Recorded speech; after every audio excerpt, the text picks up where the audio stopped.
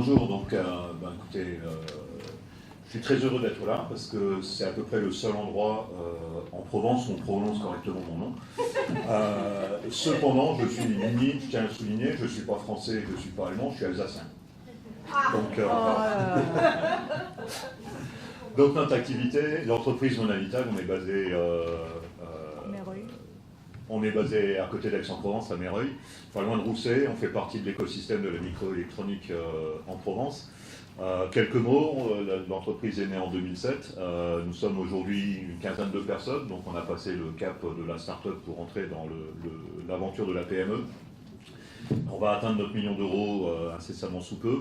On est membre de cet écosystème du pôle de compétitivité SCS, du Centre national de référence RFID. Deux activités principales, tout ça tourne autour de la microélectronique et des logiciels. Une activité dans le domaine de l'industrie qui nous a permis de participer à Novames avec le CAFAP très récemment. L'activité qui va être le support de ma présentation, c'est l'activité Monalitag. Un tag pour Mona Lisa, qui est une solution IoT pour le domaine de la culture, la protection des œuvres d'art. Aujourd'hui, Monalitag, c'est plus de 120 musées, collections privées, lieux de culte installés. C'est déjà 10 pays à l'export. L'export a commencé pour nous, l'aventure à l'export a commencé en 2013. C'est une dizaine de pays dans lesquels nous avons des clients, et 2015 a été une année clé. On a passé le cap de 51% de notre chiffre d'affaires à l'export et plus que 49% en France. Alors, très rapidement, Monalitag, c'est quoi? Monalitag, c'est un tag, c'est une balise, c'est un composant électronique qui fonctionne de manière indépendante, sur pile, par radio, et qui permet de aussi bien d'accompagner un visiteur dans une visite multimédia d'un musée, d'assurer des fonctions de sécurité, d'antivol, d'antivandalisme sur des œuvres d'art, d'assurer de la conservation préventive et assurer aussi la surveillance pendant les prêts, pendant les transports des œuvres d'art. Donc c'est un métier très particulier, c'est un métier de niche. Le tag que vous voyez là, en fait, il est tout petit, puisque c'est ça. Donc c'est cette petite bébête qui permet qu'on vient placer, en faisant très rapidement, derrière un tableau pour empêcher que les voleurs s'en emparent ou que les vandales viennent abîmer les œuvres. C'est une innovation, c'est un brevet que nous portons. Et la raison pour nous d'exporter, elle est vitale, elle est très simple, c'est une évidence. Il y a 4000 musées en France, il y en a 1500 à peu près qui sont musées de France. Sur ces 1500, il y en a un bon tiers qui sont fermés parce que le toit fuit et qu'il faut reconstruire le château. Quand on a atteint deux événements déclencheurs pour nous, le 100e musée installé en France et le Louvre-Lens. Puisque quand on commençait à parler à l'export, on disait la culture, la France, la technologie, le Louvre. Non, le Louvre, non, n'était pas parmi nos clients. Donc en 2012, à l'ouverture du Louvre-Lens, quand nous avons équipé le Louvre-Lens, ça a été vraiment le signal déclencheur pour nous qu'il était temps de partir sous d'autres cieux. Et le développement de notre activité dans un marché vertical de niche est une évidence d'aller vers la diversification géographique. Deux cibles principales, pour commencer, à partir de 2013, l'Allemagne et la Russie. L'Allemagne, une évidence, il y a 2 fois plus de musées en Allemagne qu'en France, et la Russie, c'est les plus grands musées du monde. Le premier musée que j'ai rencontré en Russie m'a dit, vous savez, moi j'ai un petit musée, je n'ai que 21 bâtiments. Donc c'était une évidence. L'évidence aussi, c'est celle que vous connaissez en France, qu'on appelle le millefeuille, le millefeuille administratif. C'est des systèmes fédéraux qui ont la particularité d'avoir un ministère de la culture, d'avoir donc des organigrammes, des hiérarchies. Et quand on est dans un millefeuille administratif, on est aussi dans un millefeuille d'élus. Et en faisant une caricature rapide, un élu va toujours décider plutôt de faire un musée pour un grand tonton qui a été ignoré de son vivant et qu'il faut honorer et rouvrir un nouveau musée plutôt que faire une usine ou une autoroute. Donc le PIB est important, la présence des élus est importante, plus il y a de millefeuilles, plus il y a de couches de départements, de municipalités, de régions et nationaux, plus on est content. Un autre point commun, c'est la francophilie.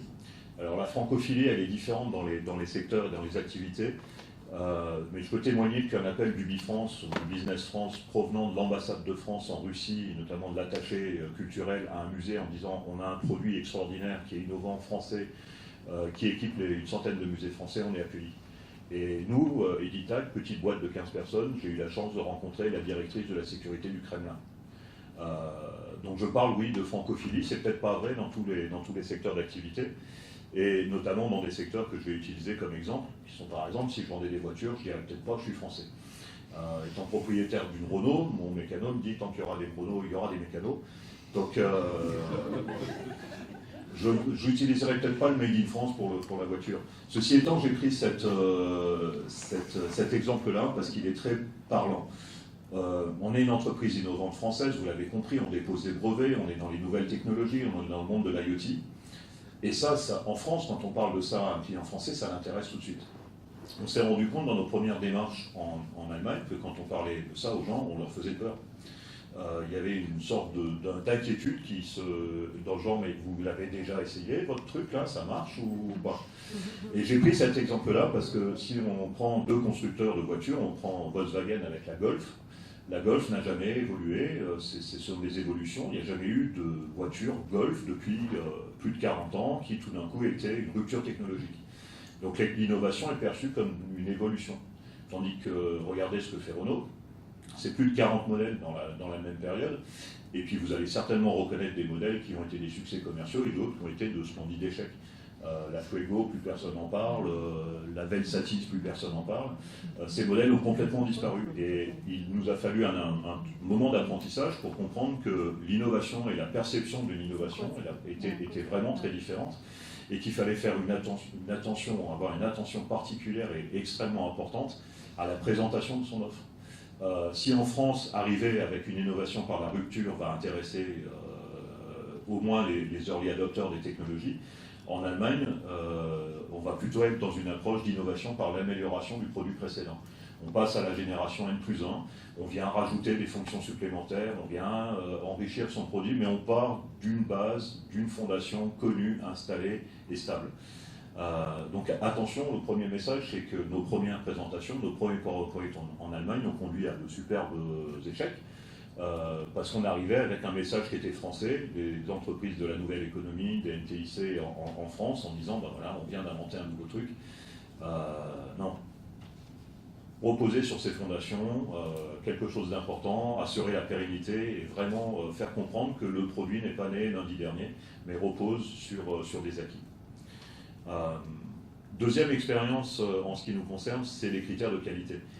La perception de la qualité, je vous laisse deviner quel est le côté français, quel est le côté allemand. Le côté qualité est perçu de manière très différente. Et encore une fois, attention à la présentation de son offre, parce que si en France un produit est intéressant parce qu'il est perçu comme étant performant, on va lui demander aussi d'être flexible. Le fait d'être flexible, on travaille avec des développeurs, on travaille avec des gens, des informaticiens, ils vont accepter qu'il y ait un problème dans le logiciel, quelque chose qui ne fonctionne pas de manière aussi optimale, s'il y a moyen de s'en sortir par une manière détournée, de faire à peu près tout ce qu'on veut, même en faisant des choses parfois un peu bizarres. Ce n'est pas du tout le comportement de nos clients en Allemagne. Le comportement des clients en Allemagne, c'est si c'est dans le manuel, ça fonctionne, si ce n'est pas dans le manuel, ça n'existe pas. La rapidité à comprendre est quelque chose d'important en France. Je pense que beaucoup d'entre vous font de la formation en France. C'est très difficile de former des professionnels en français parce qu'avant que vous commenciez la phrase, ils ont déjà compris comment ça marche. C'est complètement différent en Allemagne où l'approche de la formation est vraiment d'écouter, d'être concentré et après de dupliquer, mais il faut que ce qui a été vu fonctionne. La pérennité en Allemagne aussi, j'y reviens pas sur la pérennité des produits, la stabilité, tandis qu'en France on a plutôt un côté économique qui vient très, très rapidement. Ce qui nous a amené aussi à faire des apprentissages sur l'accueil. J'ai entendu beaucoup de témoignages sur les salons. Je voudrais partager avec vous ce qui nous est arrivé avec Exponatec. Dans notre équipe commerciale, on avait une ingénieure commerciale allemande qui a fait une splendide petite fille et qui ne pouvait pas être avec nous au salon à Cologne d'Exponatec. C'est le grand salon allemand, Exponatec, pour le milieu de la culture. Donc on est allé, Amélie et moi, on s'est trouvés deux Français avec notre petit stand qui est là. On est une petite société, on a nos petits moyens, on a monté notre stand. On l'a entendu, vous en avez parlé tout à l'heure, la qualité de l'organisation est absolument extraordinaire. On arrive, on a une place de parking, c'est la place la plus proche du stand qui est à l'intérieur, tout est parfaitement organisé. Moi, ça m'a rassuré en tant que Français, parce que quand on fait des expos en France et qu'on voit le foutoir que c'est, on se dit les Allemands, s'ils sont habitués à ça, ils ne sont pas prêts de faire une expo en France. Là-dessus, pour le coup, on est tranquille. L'autre chose qui nous inquiétait un peu, c'était de se dire, bah voilà, on est deux Français, avec nos cartes de visite, avec nos brochures en allemand, personne capable de parler allemand, on va s'adresser aux gens en anglais. Je me suis dit, voilà, on fait 3 salons en France au long de l'année. On a fait l'expérience de parler en anglais à des Français. On s'est fait jeter systématiquement. En Allemagne, les gens nous ont tous regardés avec un sourire, en nous disant, mais je ne parle pas très bien anglais, ça va être un peu difficile. Et ils se sont mis à nous expliquer ce qu'ils cherchaient dans un anglais généralement de très très bon niveau, de manière très agréable, très sympathique, très ouverte. Et je n'imagine pas cet accueil-là en France si la situation était dans l'autre sens. Il y a une curiosité dans les salons aussi, l'approche. On vient de faire un salon en Hollande qui était complètement différent. En France, on voit beaucoup de gens qui passent 3 fois devant votre stand pour vous dire que non, finalement, ça ne les intéresse pas. La démarche allemande est plus directe, c'est vraiment les gens qui viennent, mais qu'est-ce que vous faites, vous? Et qui viennent poser la question. Bon, c'est vrai qu'on est dans les nouvelles technologies, peut-être Pélin, qui a moins de doute. Quand il y a une machine à vendanger sur un stand, c'est clair que vous ne faites pas des tacs pour le milieu de la culture. Donc il y a une évidence au produit qui n'est pas notre problème et qu'on n'a pas une évidence dans notre offre sur un stand. Pour partager avec vous, on a fait un salon, participé à un salon en Hollande où là c'est très agressif, c'est les visiteurs les exposants qui sautent sur les visiteurs. Mais venez, ils vous attrapent par la cravate pour vous tirer sur le stand. Enfin, voilà, c'est des apprentissages vraiment de terrain que je voulais partager avec vous. Puis tout ça nous a mené à avoir aujourd'hui déjà une douzaine de sites installés en Allemagne. Le premier, ça a été le Palais des Beaux-Arts de Hambourg, qui vient de faire une extension. Je vous invite à aller les voir, puisqu'ils ont la plus grosse exposition de Claude Monet qui va démarrer cet été. Ça va être quelque chose de vraiment très spectaculaire. Et le road foot avançant, ça va être facile de trouver quel est le côté allemand, quel est le côté français. Le côté allemand, c'est celui qui va gagner. Dans les phases de prospection, la prospection en France est difficile. Il y a toujours une méfiance vis-à-vis du vendeur. Le vendeur, c'est quelqu'un qui est là pour vous piquer du pognon. Il y a vraiment cette défiance vis-à-vis du vendeur. La prospection en Allemagne a été beaucoup plus facile dans notre domaine d'activité car il y a une curiosité. Par contre, il est important d'être vraiment pertinent dans son approche. Si on veut parler de sécurité d'œuvres d'art et qu'on parle à un régisseur, on se trompe, on n'est pas pertinent, on est jeté. Mais si on parle directement au responsable de la sécurité et qu'on a une offre qui est pertinente, on est dans son domaine, on est dans son périmètre, on a un accueil très agréable et souvent beaucoup de questions, beaucoup de curiosité. Le process de vente en France est souvent un process rapide. Quand on a réussi à passer la prospection, parler à la bonne personne, c'est très factuel souvent le process de vente en France. On annonce des prix, des fonctions, une création de valeur, et cette phase va très vite. En Allemagne, on s'est rendu compte qu'on se noyait souvent dans une infinité de détails dans cette phase-là. Il y avait une infinité de questions sur des choses qui sont du niveau du détail pour un commercial français comme moi. Et qui rend cette phase extrêmement longue avec une quantité d'allers-retours et de nouvelles listes de questions, donc une approche dans le process de vente compliqué. Dans la négociation, c'est le contraire. En France, c'est de multiples allers-retours. Oui, mais vous êtes sûr que c'est le bon prix, vous êtes sûr que vous ne pouvez pas me faire 5% de plus, le transport, le truc, on n'arrête pas de faire du marchandage. La négociation en Allemagne, toutes les négociations qu'on a menées sont très factuelles. C'est quelque chose que j'ai retrouvé aussi dans la présentation de la société Pélin. Non, pardon, c'était dans votre présentation où on pose un prix sur la table, un produit, un prix sur la table, et la décision est souvent rapide. La prise de décision, en France, les gens dans les musées qui prennent les décisions sont bien cachés. Et ils se cachent bien. Et ils sont souvent très très peu visibles, et c'est souvent, on sait que ça se passe dans un bureau, on ne sait pas trop qui prend la décision, quelqu'un de bien caché qui écoute ce que lui dit l'équipe. Dans toutes les affaires qu'on a fait aujourd'hui en Allemagne, on nous a clairement indiqué quel était le process de décision. Voilà, c'est ce groupe-là, c'est ce monsieur X va discuter avec ce monsieur, et une prise de décision qui n'est pas personnelle, mais qui est souvent une prise de décision d'une équipe. De la même manière, c'est souvent la prise de décision est lente en France. Les projets sont lents. On vient de battre un record du monde. On a installé le musée de l'Ordre de la Libération dans l'aile ouest du musée de l'Armée à Paris, dont l'appel d'offres a été fait en 2007. L'attribution a été faite en 2008. On a commencé à installer maintenant. Donc ça vous donne une idée du temps de prise de décision sur des projets. Ah, parlant de temps, Ouais. ça c'est une bonne remarque. Et il y pourrait, je pense, bientôt. Ouais. Passé, Ouais. ben, on est à la... On est au Quasiment. bout. Ouais. Et là encore, on a une phase lente dans le domaine français, une phase plus rapide dans le domaine allemand. Le cycle de vente, je viens de l'évoquer, peut être dans le domaine des musées plusieurs années en France. Le premier projet au Palais de Hambourg, on a rencontré le monsieur à l'exposition qui s'appelle le Denkmal à Leipzig. 15 jours après, je suis retourné le voir à Hambourg.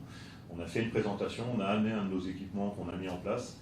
Il a regardé, il a dit oui, ça me plaît. 15 jours après, on avait la commande. Voilà, on était pertinent dans notre offre, on était pertinent sur la bonne personne, on avait le bon contact et il y avait l'événement déclencheur. En France, on aurait fait l'affaire, mais un an plus tard.